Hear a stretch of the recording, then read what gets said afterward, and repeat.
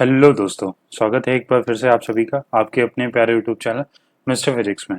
जैसा कि हम लोग लॉज ऑफ मोशन की सीरीज को कंटिन्यू कर रहे थे, उसी सीरीज को कंटिन्यू करते हुए आज हम लोग नया एक चैप्टर लेके आ रहे हैं जो लॉज ऑफ मोशन का चैप्टर 3 है, उसका पार्ट 3 है।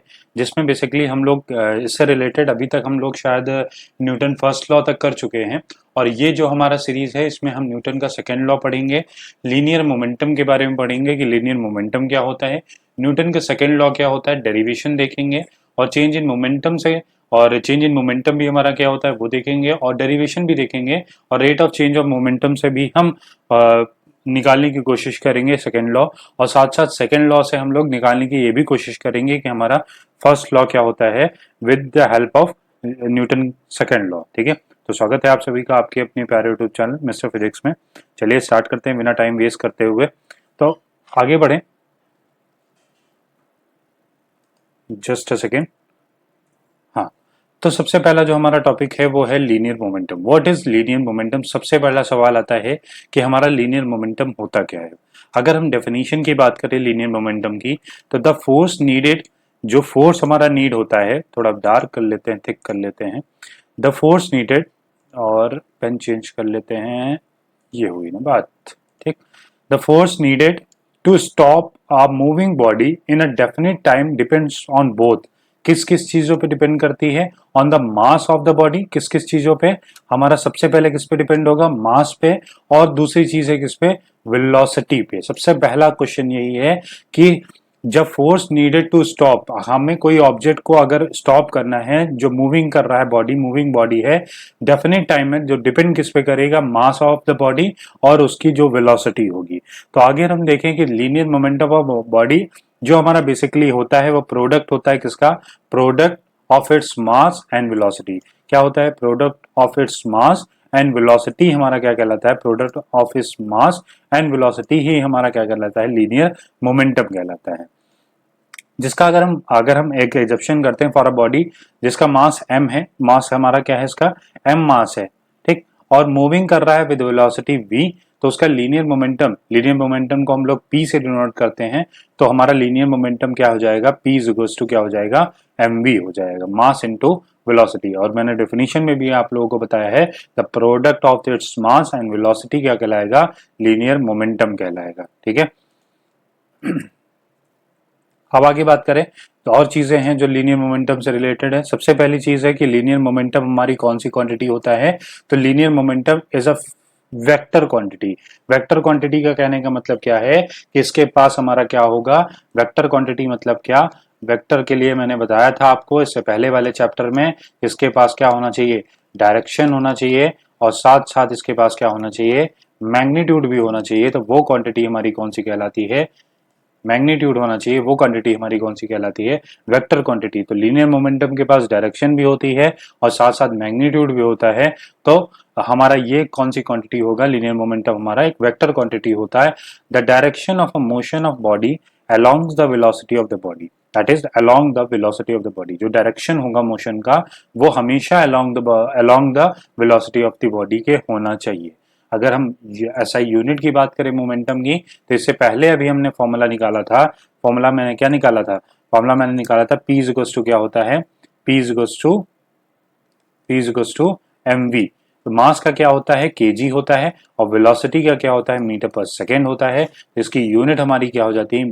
केजी मीटर पर सेकेंड, या केजी मीटर सेकेंड इनवर्स भी बोलते हैं। अभी देखो मैंने प्यारा सा एक डायग्राम लिखा हुआ है। ये एक हमारी एक प्यारी सी रेलगाड़ी का डिब्बा है जो कूदते कूदते जा रहा है, और ये पटरी पे चलता जा रहा है। तो इसकी वेलोसिटी मान लेते हैं। इसकी वेलोसिटी हमारे पास क्या है? v वेलोसिटी है। इसके पास कौन सी वेलोसिटी है? v वेलोसिटी है। तो ये जब v वेलोसिटी से आगे मूव करेगा तो इसका जो मोमेंटम होगा वो क्या होगा?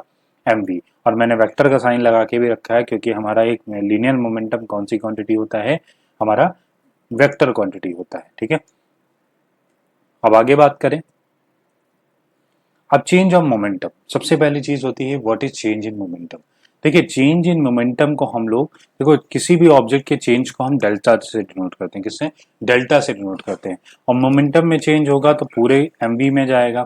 अब जब ऑब्जेक्ट कभी भी मूव करेगा, जब ऑब्जेक्ट मूव करेगा तो उसकी मास जो होता है वो चेंज नहीं करेगा, तो मास हमेशा बाहर आ जाता है चेंज के, और चेंज किस में होता है, वेलोसिटी में चेंज होता है। तो ये हमारा क्या कहलाता है, चेंज इन मोमेंटम कहलाता है। जब कभी भी हम मोमेंटम में चेंज दिखाना चाहें तो उसके लिए हमें क्या करना पड़ेगा, वेलोसिटी में चेंज को दिखाना पड़ेगा। डेल्टा बेसिकली रिप्रेजेंट करता है चेंज को, स्मॉल इसमें चेंज को, और कई कई बुक में डी से भी रिप्रेजेंट किया जाता है चेंज को। तो ये डी होता है स्मॉल चेंज को, और डेल्टा हम नॉर्मल चेंज को रिप्रेजेंट करते हैं।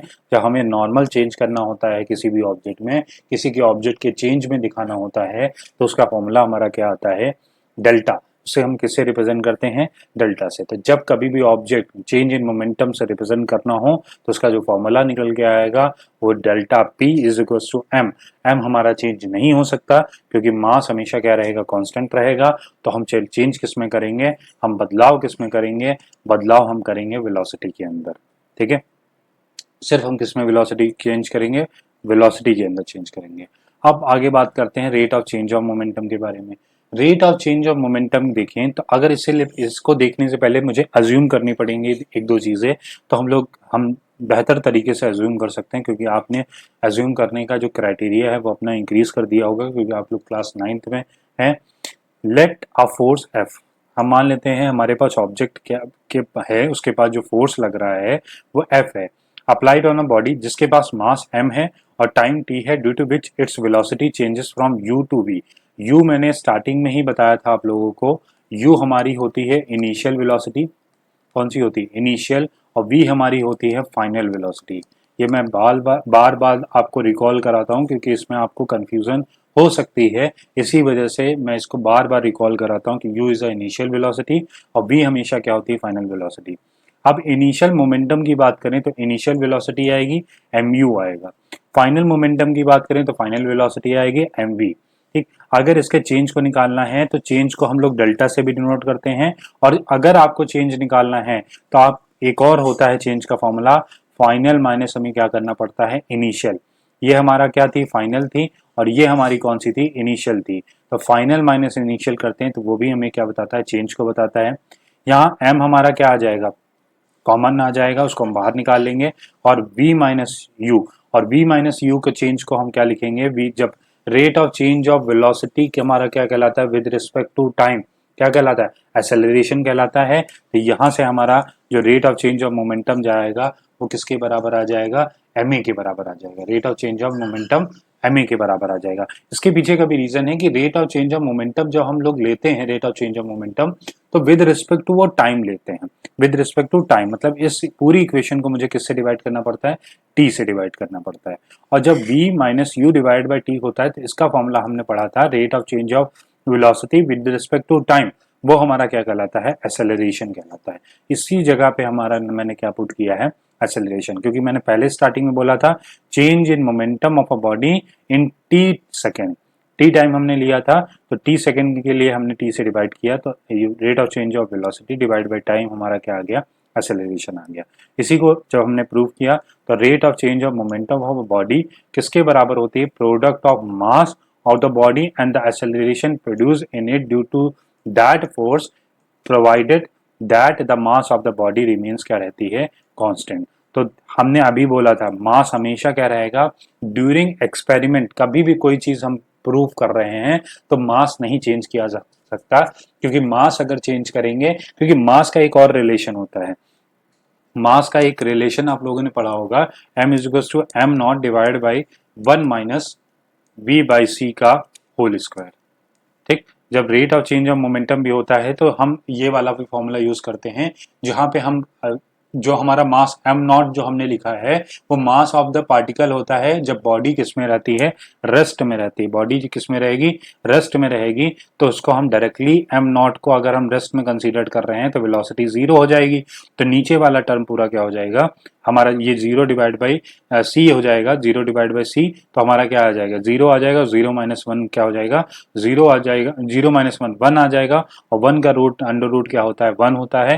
तो m बराबर किसके हो जाता है, m बराबर हो जाता है m नॉट के। इसी वजह से हम जब भी ऑब्जेक्ट को रखते हैं तो हम जब भी ऑब्जेक्ट रेस्ट में होता है तो हम m is equal to m nought divide by under root 1 minus v by c का होल स्क्वायर लेते हैं।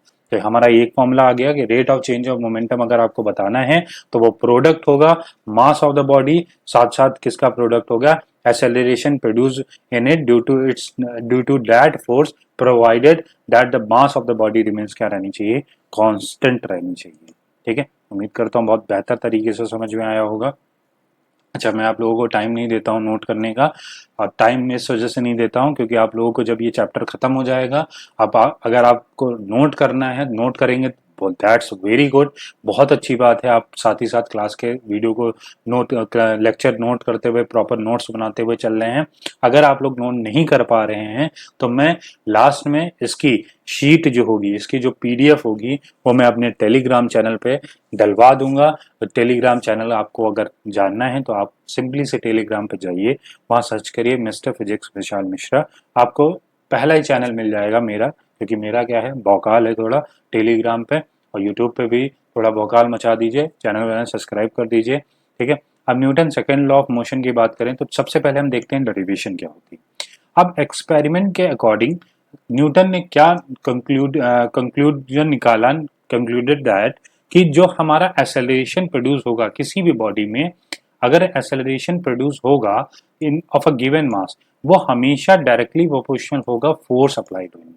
तो हमने एक पहला निकाला कि acceleration produce by a body, acceleration produce in a body या बाय अ बॉडी, वो हमेशा डायरेक्टली प्रोपोर्शनल होगा फोर्स, जो फोर्स उस पर अप्लाई हो रहा है। जब कंडीशन एक दूसरी और है, मास क्या रहना चाहिए, कांस्टेंट रहना चाहिए, क्योंकि अभी मैंने इससे पहले फॉर्मूला पढ़ाया एफ इज इक्वल्स टू क्या होता है, एम ए, एम कांस्टेंट रखेंगे तो एफ डायरेक्टली प्रोपोर्शनल किसके होगा, ए के होगा, एफ डायरेक्टली प्रोपोर्शनल किसके होगा, ए। अच्छा, अब the force needed to produce in a given acceleration in a body is directly, जब फोर्स नीडेड होता है तो produce a given acceleration, acceleration देने के लिए, तो वो फोर्स जो होता है वो डायरेक्टली प्रोपोर्शनल किसके होता है, मास के। तो हमने यहाँ पे हमें एक्सेलरेशन रिमेन्स क्या करना पड़ेगा, सेम करना पड़ेगा। तो एक्सेलरेशन जब सेम करेंगे तो फोर्स डायरेक्टली प्रोपोर्शनल ये हो जाएगा। जब हम एक्सेलरेशन को सेम रखेंगे तो हमारा फोर्स डायरेक्टली प्रोपोर्शनल किसके हो जाएगा, डायरेक्टली प्रोपोर्शनल एम के हो जाएगा। कंडीशन दोनों में सेटिस्फाई कर जरूर करनी चाहिए। पहले केस में मास कांस्टेंट होना चाहिए और दूसरे केस में हमारा एक्सेलरेशन क्या होना चाहिए, सेम होना चाहिए। तो जब दोनों पहली इक्वेशन और दूसरी इक्वेशन को जब कंबाइन करेंगे from equation first and second, तो पहली इक्वेशन हमारी क्या निकल के आई कि एफ डायरेक्टली प्रोपोर्शनल है एक्सेलरेशन के, ये इक्वेशन फर्स्ट थी, और एफ डायरेक्टली प्रोपोर्शनल है मास के। इस केस में हमारा मास कांस्टेंट होना चाहिए, इस केस में हमारा एक्सेलरेशन सेम होना चाहिए। दोनों इक्वेशन को कंबाइन करेंगे तो एफ डायरेक्टली प्रोपोर्शनल होगा एम ए के, और डायरेक्टली प्रोपोर्शनल का जब साइन हटेगा तो क्या आएगा, एक कांस्टेंट लेके आएगा, और इस कांस्टेंट की बाद में वैल्यू हमने क्या कंसीडर कर ली, 1 कंसीडर कर ली। कांस्टेंट की वैल्यू क्या कंसीडर कर ली, 1 कंसीडर कर ली। और इस के पीछे का भी राज मैंने एक शॉर्ट वीडियो डाली हुई है, वहां पे आप लोग जाके देख लीजिएगा कि के का क्या रीजन होता है कि के को 1 कंसीडर किया जाता है। जब ऑब्जेक्ट मूविंग होता है तो क्या कंडीशन होती है, एग्जैक्ट हमारी जो फॉर्मूला होता है एफ का वो ये होता है, और यहाँ पे के पुट करने का रीजन होता है जिसमें मैंने शॉर्ट वीडियो में आप लोगों को समझाया हुआ है प्रॉपर तरीके से। जाना है वीडियो खत्म होके आप लोग जाके वहाँ देख लीजिएगा, क्योंकि आप लोग जाते वैसे भी नहीं है चैनल पे, तो इसी बहाने कम से कम मेरे चैनल की थोड़ी सफर तो कर लेंगे। ठीक, तो हमारा के की वैल्यू यहाँ क्या आ जाएगी, 1 आ जाएगी। तो के की वैल्यू जैसे ही 1 आएगी तो एफ इज इक्वल टू क्या हो जाएगा, एम ए के बराबर आ जाएगा। एफ बराबर क्या हो जाएगा, एम ए हो जाएगा। ठीक, समझ में आ गया। तो ये था हमारा क्या, Newton second law. Newton second law हमने प्रूव किया, एफ इज इक्वल टू क्या होता है, एम ए होता है। अब अगर हम बात करें न्यूटन सेकेंड लॉ की, तो हम न्यूटन सेकेंड लॉ देखिए, सबसे पहली चीज है अगर हम इसके आगे देखें तो हमारा Newton second law in term of rate of change of momentum, ये भी हमारा बहुत इंपॉर्टेंट है। वो तो मैंने न्यूटन का सेकेंड लॉ आप लोगों को बताया जब मैंने क्या किया है, अल्टरनेट फॉर्म में यूज किया हुआ है। अल्टरनेट में जब हमने यूज किया हुआ है उस केस की बात करी हमने। इससे पहले वाला केस देखना चाहते हैं तो देख लीजिए, just a second, sorry for Newton second derivation के फॉर्म में मैंने ये देखा है। और जब डेरिवेशन के फॉर्म से आगे बढ़ेंगे तो डेरिवेशन के फॉर्म में हमारा ये आया था, और ये आने के बाद अब हम लोग थोड़ी यूनिट वगैरह भी इसकी देख लेते हैं। तो हमेशा फोर्स की यूनिट क्या होती है, न्यूटन होती है। और एक और यूनिट यहाँ से एफ इज इक्वल टू क्या होता है, एम ए होता है। देखो F is equal to mass क्या होता है, यूनिट केजी होता है, और एक्सेलरेशन क्या क्या होता है, मीटर पर सेकेंड स्क्वायर होता है। तो एक यूनिट ये भी निकल के आती है फोर्स की, KG metre per second square, KG metre per second square भी आता है, जो हमने यहाँ पे लिखा हुआ है कि 1 न्यूटन। इसको ही एक स्टैंडर्ड फॉर्म में लिखा गया है, न्यूटन ने दिया था भैया, तो उनके नाम के लिए, उनकी याद के लिए, तरोताजा करने के लिए मैंने उनकी नाम की क्या रख दी, मैंने नहीं रखी भाई साहब, मुझे माफ करना, ठीक है, मैंने नहीं रखे, जो हमारे साइंटिस्ट हैं उन्होंने क्या किया कि फोर्स की जो यूनिट थी वो क्या कर दी, न्यूटन रखी। ठीक, अब जो एक स्टैंडर्ड यूनिट हमारी आती है, डिराइव्ड यूनिट जो आती है वो 1 kg metre per second square आती है। अच्छा, एक और रिलेशन आता है डाइन, और डाइन की यूनिट जब हम ग्राम सेंटीमीटर और सेकेंड में देखेंगे तो 1 डाइन इज इक्वल टू क्या होता है, 1 ग्राम सेंटीमीटर पर सेकेंड स्क्वायर। ठीक है। अच्छा, एक और चीज होता है कि 1 न्यूटन जो होता है वो किसके बराबर होता है, 10⁵ डाइन के। ये रिलेशन याद रखिएगा, ये डायरेक्टली वन वर्ड में क्वेश्चन पूछा जाता है कि 1 न्यूटन किसके कितने मीटर कितनी डाइन के बराबर होता है, तो 10⁵ डाइन के बराबर होता है, इसके 10⁵ डाइन के बराबर होता है। ठीक, आगे बढ़े। अब हम देखते हैं न्यूटन सेकंड लॉ। अभी मैंने डेरिवेशन के फॉर्म में देखा, अब rate of change of momentum के रिस्पेक्ट में देते हैं। Rate of change of momentum के रिस्पेक्ट में हमारा न्यूटन का सेकंड लॉ क्या होता है वो हम लोग देखेंगे। देखिए, न्यूटन का अगर हम सेकंड लॉ की बात करें तो न्यूटन ने बेसिकली हमें सेकंड लॉ के अंदर ये बताया है कि जो rate of change of momentum होगा, rate of change of momentum जो होगा, जब हम डायरेक्टली प्रोपोर्शनल रखेंगे तो वो हमेशा किसके बराबर होना चाहिए, एम के बराबर होना चाहिए। किसके, ये तो हमारा सिंथेसाइज फॉर्म आया अब, और इसके लिए कंडीशन क्या है कि मास हमेशा क्या रहना चाहिए, मास हमेशा कांस्टेंट होना चाहिए, मास हमेशा क्या रहना चाहिए, कांस्टेंट रहना चाहिए। अब आगे अगर हम बात करें तो स्टार्टिंग से अगर बात करें तो फोर्स जो होगा वो बेसिकली बताएगा rate of change of momentum with respect to क्या होना चाहिए, टाइम होना चाहिए। Rate of change of momentum किसके रिस्पेक्ट में होना चाहिए, टाइम। अच्छा, मोमेंटम का इससे पहले मैंने फॉर्मूला देखा, अभी क्या होगा मोमेंटम का, एफ इज इक्वल टू क्या होता है, एम वी होता है, F is equal to M V, और डिवाइड बाय क्या हो जाएगा, डेल्टा टी। अच्छा, मास को मैंने कांस्टेंट रखा तो मास को भैया बाहर निकाल लो, उससे कोई लेना देना नहीं है हमारा, और डेल्टा टी के बराबर हो जाएगा। और change in velocity with respect to time क्या हो जाएगा, अभी मैंने बताया था, rate change in velocity with respect to time किसके बराबर होता है, एक्सेलरेशन के बराबर होता है। तो एफ इज इक्वल टू क्या आ गया, एम ए भी आ गया। तो यह भी हमारा एक मेथड है to prove Newton second law. ठीक है, तो एफ इज इक्वल टू क्या होता है, मैंने दो फॉर्मेट देखे, सबसे पहला मैंने डेरिवेशन वाला फॉर्मेट देखा, फिर उसके बाद rate of change of momentum के रिस्पेक्ट में मैंने देखा, फिर उसके बाद इन्होंने एक स्टेटमेंट क्या दिया, इसको प्रूव करने के बाद ये स्टेटमेंट निकल के आया कि स्टेटमेंट क्या है कि according to Newton's law the rate of change of momentum of body, the rate of change of momentum of a body, rate of change of momentum of a body वो directly proportional होगा किसके, force के, जो force के। अब momentum की जब directly proportional होगा तो मोमेंटम का फॉर्मूला रखेंगे, एम वी होता है, ठीक, और हमारा डेल्टा टी, और यहीं से मैंने मास को अगर मैं कांस्टेंट रखा है तो मास को बाहर निकाल दिया, delta we by delta T हो जाएगा, और delta we by delta T क्या कहलाता है, एक्सेलरेशन कहलाता है। तो एफ डायरेक्टली प्रोपोर्शनल का साइन हटेगा तो एक कांस्टेंट के आएगा जो किसके बराबर होगा, एम ए, और के की वैल्यू हम क्या कंसीडर करते हैं, 1 कंसीडर करते हैं, तो यहाँ से एफ के बराबर आ जाता है, एम ए के बराबर आ जाता है। अच्छा, पहली चीज हमने ये सीखी थी न्यूटन के फर्स्ट लॉ में, मैंने आप लोगों को ये भी बताया था कि न्यूटन का जो फर्स्ट लॉ होता है वो बेसिकली हमें बताता है कि फोर्स होता क्या है। मैंने उसमें जब मैंने डेफिनेशन आपको न्यूटन फर्स्ट लॉ की बताई थी तो उसमें मैंने डेफिनेशन में क्या बोला था, मैंने बोला था कि जब कोई भी ऑब्जेक्ट रेस्ट में है तो वो रेस्ट में रहेगा, कोई ऑब्जेक्ट मोशन में है तो वो मोशन में रहेगा। When a object in a rest they stay in a rest, when object in a motion they stay in a motion until and unless an external force is not an applied। जब तक कोई external force body पे apply नहीं करेंगे object अपनी state को change नहीं करेगा। ये हमारा कौन सा था, न्यूटन का फर्स्ट लॉ था। तो अगर न्यूटन के फर्स्ट लॉ के अकॉर्डिंग देखें तो हमें बेसिकली पता चला था कि फोर्स क्या होता है, हमें एक्सटर्नल फोर्स के बारे में पता था कि फोर्स लगाएंगे तो ऑब्जेक्ट अपनी स्टेट को चेंज करेगा। सेकेंड लॉ हमें बेसिकली क्या बताता है कि how to calculate force, basically हमें वो क्वालिटी को बताता है और ये क्वांटिटी को बताता है कि फोर्स किसी बॉडी पे कितना लगेगा, वो हमें न्यूटन का सेकेंड लॉ बताता है। और बेसिकली हमारा न्यूटन फर्स्ट लॉ क्या बताता है कि how much of force is applied on a body तो वो कितना फोर्स बॉडी के ऊपर अप्लाई किया जाएगा जिससे ऑब्जेक्ट अपनी मतलब अपने आप में फोर्स लगने की वजह से अपनी स्टेट को क्या कर सके, चेंज कर सके। तो ये बात याद रखिएगा कि Newton first law describe you the quality of force और Newton second law is describe you the quantity of force. ये चीज हमेशा कई बार पूछी जाती है एग्जाम में, शायद मैं एमसीक्यू भी कराऊं तो उसमें आप लोगों को मिले। तो obtain the Newton first law of a body. अब हमें सेकंड लॉ से न्यूटन फर्स्ट लॉ डिराइव करना है। ठीक, अब देखो मैंने सेकंड लॉ क्या निकाला कि F इज टू क्या होता है, ma होता है। अगर कोई भी ऑब्जेक्ट के मैंने फोर्स जीरो कर दिया तो वहां पे एक्सेलरेशन भी क्या हो जाएगा, जीरो। मास से कोई लेना देना नहीं है क्योंकि मास ऑलरेडी मैंने शुरुआत से कहते आ रहा हूं कि मास हमेशा यहाँ क्या रहेगा, कांस्टेंट रहेगा। मास से कोई लेना देना नहीं है, वो अपना सेफ जोन में है। मास अपने आप को सेफ जोन में रखे हुए है क्योंकि बोला कि भैया मुझसे कोई लेना देना नहीं है, तुम लोग जो भी करना चाहते हो वो करो, डायरेक्टली प्रोपोर्शनल रहना है, इनवर्सली प्रोपोर्शनल रहना है, जो करना है वो करिए, बस मुझे एक कांस्टेंट कॉर पे एक उपाधि दे दीजिए, मैं चुपचाप कोने में बैठा रहूंगा, मुझसे कोई लेना देना नहीं है। तो फोर्स ऑफ अ बॉडी, अगर किसी भी ऑब्जेक्ट पे कोई फोर्स ही नहीं लगेगा तो ऑब्वियसली सी बात उस पर एक्सेलरेशन ही नहीं लगेगा।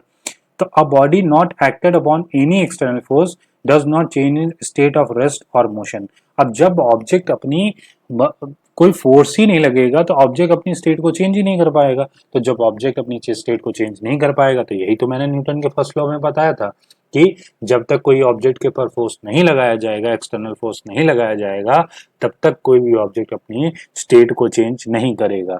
ये न्यूटन का क्या था, फर्स्ट लॉ था। अब आगे देखें क्या है हमारा।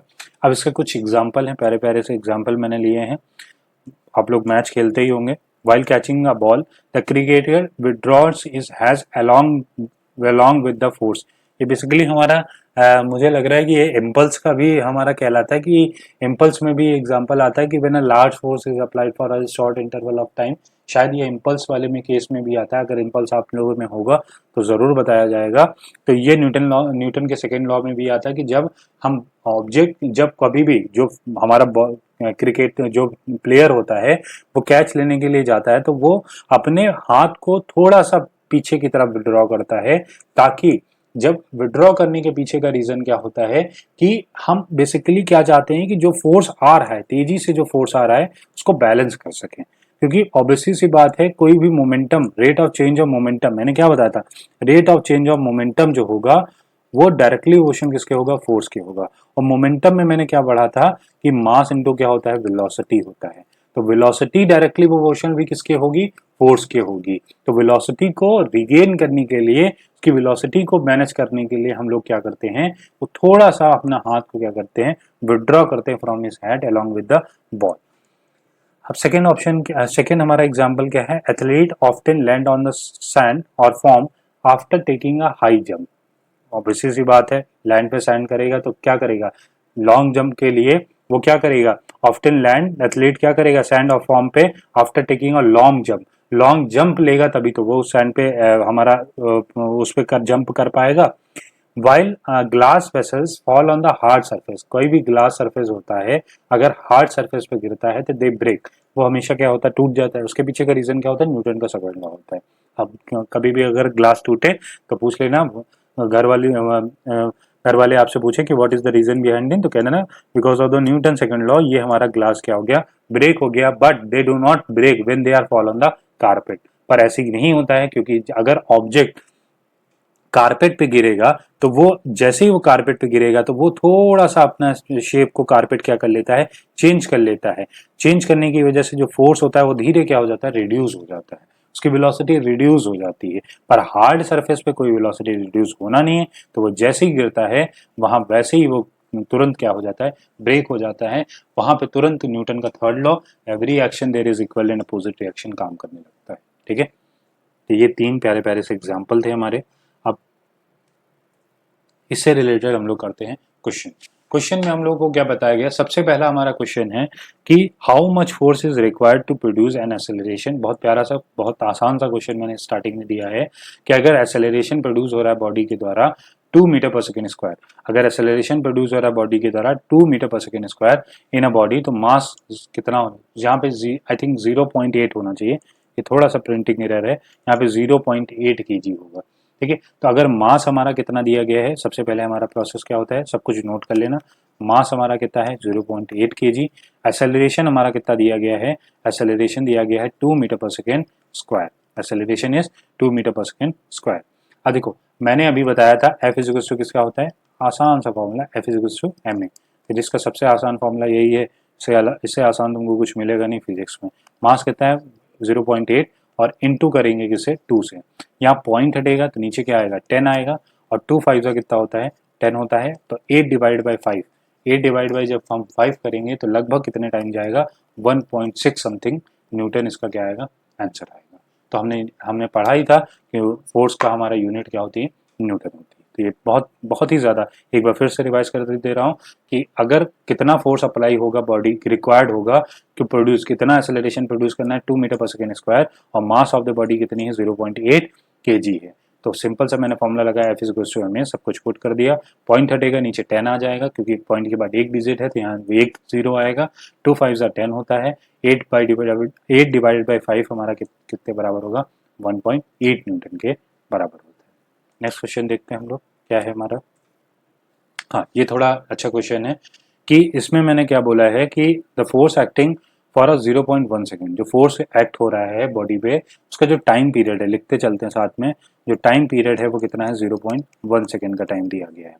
अब बॉडी ऑफ मास कितना है 1.2 kg, मास बॉडी का कितना है 1.2 kg, और इनिशियली है मतलब u हमारा क्या है 0 है, इनिशियली वो रेस्ट पे है तो u 0 है, और the force then ceases to act and the body moves through 2 meter in the next 1 second। मतलब ऑब्जेक्ट ऐसा फोर्स लगा है कि 2 मीटर तक, मतलब लगभग 1 सेकेंड तक बॉडी ने मतलब अपना फोर्स को सीज करने के लिए कितना टाइम लिया है 1 सेकेंड का टाइम लिया है, और उतना सीज करने में उस बॉडी को, जो मैंने न्यूटन सेकेंड लॉ में बताया था ना आप लोगों की, जब कारपेट पे वो गिरेगा तो यहां से यहां तक की जो डिस्टेंस है वो 2 मीटर मान लेते हैं, और ऑब्जेक्ट यहां से यहां आने में कितना टाइम लगा 1 सेकेंड का टाइम लगा, और 1 सेकेंड का टाइम लगा। पहले स्टार्टिंग में 0.1 सेकेंड लगा ही था, पर और 1 सेकेंड का टाइम लगा, 0.1 के बाद 1 सेकेंड का टाइम लगा। तो हमें बताना है कि मैग्नीट्यूड ऑफ फोर्स कितना होगा।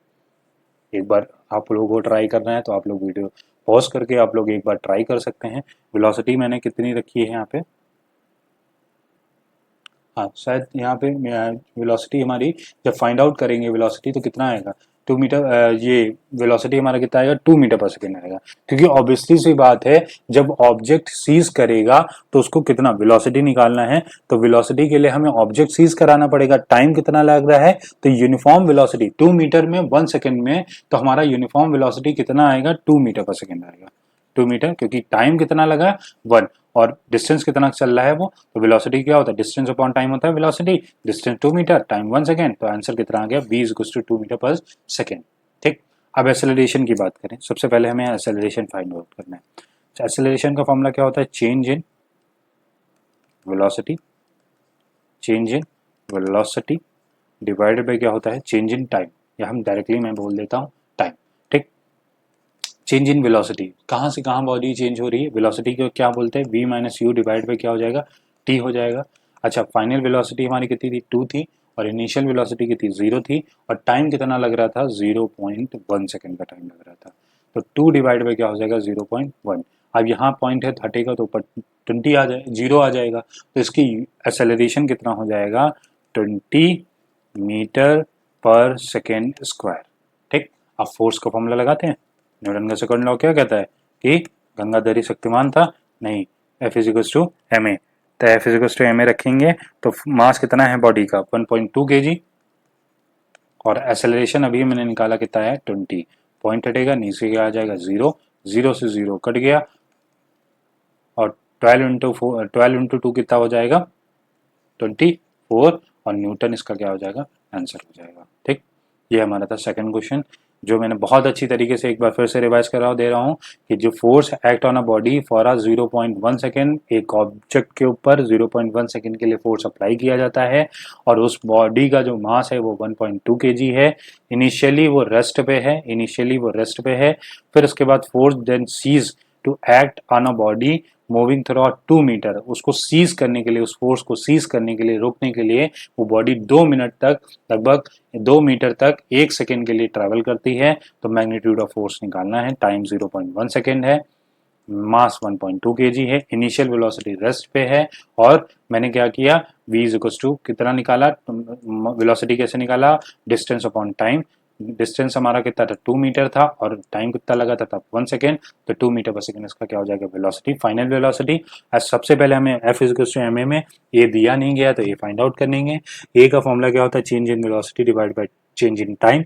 वेलोसिटी चेंज को हम किससे रिप्रेजेंट करते हैं, final minus initial divide by time होता है। तो 2 माइनस 0 डिवाइड बाय क्या हो जाएगा 0.1, तो पॉइंट हटेगा तो यहाँ क्या आ जाएगा 0, 0 आने की वजह से यहाँ पे 12 इंटू क्या हो जाएगा, अब F is to M A रखा, 20 हमारा एक्सेलरेशन आया, सब कुछ पुट किया, पॉइंट हटाया तो यहाँ 0, 0 से 0 कैंसिल, तो आंसर इसका कितना आ गया 24 न्यूटन। अब एक और क्वेश्चन देखते हैं जो इससे भी ज्यादा लेंथी है। मैं लेवल धीरे धीरे इंक्रीज कर रहा हूँ, सबसे पहले आसान कराया, फिर मीडियम क्वेश्चन कराया, फिर उसके बाद आप देखो 1 2 3 4 5 पार्ट्स हैं क्वेश्चन के अंदर। चलिए एक एक करके निकालते हैं 5 पार्ट्स। सबसे पहले बोला जा रहा है बॉल है जो मास कितना है उसका 10 ग्राम है, हमारे पास स्पेस कम है तो मैं यहीं पे इसको बता दे रहा हूँ। मास हमारे पास कितना है 10 ग्राम है, इज मूविंग विद वेलोसिटी कितनी है मीटर पर 50 metre per second on apply. अब देखो एक चीज गड़बड़ है, यहाँ मीटर पर सेकेंड में दिया गया है और मास हमारा ग्राम में दिया गया है, ये कुछ बात बन नहीं रही है, तो इस ग्राम को कन्वर्ट करेंगे सबसे पहले केजी में। ये बात हमें कुछ खटकी तो मैंने तुरंत इसको चेंज किया। अच्छा, ग्राम को केजी में कन्वर्ट करने के लिए हम किससे डिवाइड करते हैं, 1000 से डिवाइड करते हैं, एक जीरो से एक जीरो कैंसिल, तो आंसर कितना आएगा 0.01 केजी। इसका क्या आ जाएगा 0.01, इसका केजी क्या आ गया मास। वेलोसिटी कितनी दी गई है 50 metre per second, 50 metre per second on applying a constant force of constant force on a body on a ball for a 2 second. तो टाइम हमने कितना लिया है 2 सेकेंड का टाइम लिया है। It acquires a velocity of, velocity कितनी acquires कर ली 70 मीटर पर सेकेंड। अब देखो ये हमारी जो स्टार्टिंग में हमने लिया था वो इसकी इनिशियल वेलोसिटी थी 50 मीटर पर सेकेंड। अब जब मैंने फोर्स अप्लाई किया तो वो फाइनल होगी 70 मीटर पर सेकेंड। पहले ऑब्जेक्ट 5 मीटर पर सेकेंड की स्पीड से चल रहा था जिसका मास 0.01 केजी है, पर दो सेकेंड के लिए मैंने उसके ऊपर एक कांस्टेंट फोर्स अप्लाई किया, तो बताओ बॉडी पे जो रिगेन कर लिया बॉडी ने वो कितना किया, ये सॉरी यहाँ पे 50 है, 5 मैंने लिखा 50, बॉडी ने कितनी वेलोसिटी गेन कर ली 70 कर ली। तो हमें सबसे पहले फाइंड आउट करना है initial momentum of ball. Initial momentum कैसे निकालेंगे, अब मैंने स्टार्टिंग में ही आप लोगों को बताया था जब डेरिवेशन कर रहा था मैं, तो इनिशियल मोमेंटम के लिए इनिशियल हमें क्या रखना पड़ेगा वेलोसिटी रखना पड़ेगा। इनिशियल वेलोसिटी दी कितनी गई है, फॉर्मूला तो सेम है, P is to M V होता है, पी इज टू क्या होता है एम वी होता है, इसको रफ करे दे रहा हूँ फिर से लिखता हूँ, पी इज टू क्या होता है एम वी, एम वी होता है पर यहाँ वी नहीं होगा यहाँ यू होगा, क्यों होगा क्योंकि मोमेंटम हमें क्या निकालना है इनिशियल निकालना है। तो पी इज टू मास कितना है 0.01 into velocity, velocity initial velocity कितनी दी गई है 50 मीटर पर सेकेंड। देखो वो 0 पॉइंट तो नीचे 100 आएगा, 100 से डायरेक्टली ये कितने टाइम चला जाएगा 2 टाइम चला जाएगा, कुछ भी करने की जरूरत नहीं है। तो 1 डिवाइड बाई कितना आ जाएगा 2 आ जाएगा, और 1 डिवाइड बाई 2 हमारा कितना होता है 0.5। मोमेंटम का फॉर्मूला, मोमेंटम का यूनिट क्या होता है केजी मीटर पर सेकेंड। ठीक, ये हमारा कौन सा हो गया फर्स्ट पार्ट हो गया। अब सेकेंड पार्ट देखते हैं, हमें निकालना है फाइनल मोमेंटम। फाइनल के लिए फाइनल वेलोसिटी रखनी पड़ेगी, एम वी रखना पड़ेगा। तो पी इज टू क्या हो जाएगा मास, मास कितना है 0 पॉइंट मास, मास कितना होता है वेलोसिटी कितनी दी गई है फाइनल वेलोसिटी 70, यहाँ पॉइंट हटेगा तो नीचे क्या आ जाएगा 100, और ये 0 से 0 कैंसिल, तो 7 बाई क्या आ जाएगा 10 आ जाएगा, और 7 बाई 10 कितना होता है 0.7 केजी मीटर पर सेकेंड होगा इसका यूनिट। तो ये हमारा क्या था सेकेंड पार्ट था। इसको मैं रफ कर दूंगा अगर कोई प्रॉब्लम ना हो, क्योंकि मेरे पास स्पेस कम है तो मैं इसको रफ कर दे रहा हूँ आप लोगों को, तो ये तो आप लोगों ने नोट ही कर लिया होगा। ठीक, अब देखें थर्ड पार्ट इसका देखते हैं कि थर्ड पार्ट क्या होगा हमारा। पहले इसको रफ कर लेते हैं, तब तक की गहरी सांस ले लीजिए आप लोग। हाँ, थर्ड की बात करें rate of change of momentum बताना है, rate of change of momentum. अच्छा, rate of change of momentum में मैंने ही अभी बताया था formula, change rate of change of momentum के लिए हम लोग क्या करते हैं change in final momentum minus initial momentum divide by time interval करते हैं। अच्छा, फाइनल मोमेंटम हमारा कितना आया है, 0 point, rate of change of momentum है, डेल्टा पी से डिनोट करते हैं। अब देखो 0.7 मोमेंटम फाइनल था और 0.5 हमारा इनिशियल था, और टाइम कितना लग रहा था, टाइम बताइए, टाइम कितना लग रहा था, 2 सेकेंड का टाइम लग रहा है इन सब चीज़ों में करने में उसको। ये पार्ट हमारा कौन सा है, 3 पार्ट है, ठीक। अब 0.7 में से 0.5 अगर जाएगा तो हमारा कितना बचेगा, इसको अगर हम 2 से डिवाइड करेंगे तो लगभग हमारा कितना आएगा, 0.7 में से 0 पॉइंट कितना आएगा, 0.2 आएगा, और 0 पॉइंट डिवाइड बाई क्या आ जाएगा, 10। तो यहाँ पे हमारा नीचे आ जाएगा, तो ये 2 यहाँ क्या आ गया, 10 आ गया। तो डेल्टा पी की वैल्यू 1/10 मतलब क्या होता है, 0.1। और मोमेंटम का फॉर्मूला, मोमेंटम हमारा किस में आ जाएगा, KG metre per second square में आ जाएगा। मोमेंटम हमारा किस में आएगा, KG metre per second square. और rate of change of momentum है, और rate of change of momentum directly ocean हमारा फोर्स के भी होता है, तो इसको हम एक और भी बोल सकते हैं कि ये 0.1 न्यूटन भी हो सकता है, और इसकी यूनिट न्यूटन भी हो सकती है, ठीक है, इसकी यूनिट न्यूटन भी हो सकती है, तो उसमें घबराने की कोई ज़रूरत नहीं है बेसिकली, ठीक है। आगे चले, फोर्थ पार्ट की तरफ बढ़ते हैं। फोर्थ हमारा पार्ट क्या बोल रहा है, the acceleration of a ball, ball पे एक्सेलरेशन कितना होगा। अच्छा, एक्सेलरेशन फोर्थ पार्ट में, एक्सेलरेशन का फॉर्मूला क्या होता है, v minus U divide by T, शुरू से पढ़ते आ रहे हैं, v minus U divide by T. v कितना है 70, u कितना है 50, डिवाइड बाई टाइम कितना है हमारा 2 सेकेंड का टाइम है। तो 50, 70 में से 50 जाएगा तो कितना बचेगा, 20 बचेगा, और 20 डिवाइड बाई क्या हो जाएगा 2। तो एक्सेलरेशन कितना निकल के आएगा, 10 मीटर पर सेकेंड स्क्वायर, ठीक। ये हमारा क्या हो गया, फोर्थ हो गया। और जब लास्ट पार्ट की बात करें, जो हमारा कौन सा है, फिफ्थ पार्ट है, लास्ट वाला पार्ट कौन सा है, fifth, the magnitude of force applied, कितना फोर्स अप्लाइड किया जाएगा, तो वही सेम वही फॉर्मूला फिफ्थ वाले केस में, सेकेंड लॉ का एफ बराबर क्या होता है, एम ए होता है। F is equal to mass कितना है बॉडी का, मास कितना है 0.01 kg है, और एक्सेलरेशन अभी मैंने निकाला कितना आया है, 10 आया है। तो इसको जब मैं सॉल्व करूंगा तो कितना आएगा, 0.1 न्यूटन आएगा। देखो ये और ये सेम है, 0.1 न्यूटन यहाँ भी आया था और 0.1 न्यूटन यहाँ भी आया है। तो हमारा फोर्स कितना बॉडी के ऊपर अप्लाई होगा, 0.1 न्यूटन अप्लाई होगा, ठीक। समझ में आगे, इनिशियल मोमेंटम था तो इनिशियल वेलोसिटी रखी, फाइनल मोमेंटम था फाइनल वेलोसिटी रखी। चेंज इन मोमेंटम क्या होता है, चेंज इन मोमेंटम में हमारा final momentum minus initial momentum divide by time, रखा, पुट किया, आंसर आ गया। और change in acceleration in is equals to change in velocity divide by time, वो भी मैंने पुट कर दिया। और फोर्स का फॉर्मूला क्या होता है, मास इनटू एक्सेलरेशन, वो भी मैंने क्या कर दिया, पुट कर दिया। चलिए, यहाँ पे आपका लेक्चर होता है खत्म। थैंक्स फॉर वॉचिंग, और डू सब्सक्राइब, सब्सक्राइब जरूर करना। मिलते हैं नेक्स्ट लेक्चर में, तब तक के लिए आराम करिए और क्या, ठीक है। Thank you so much.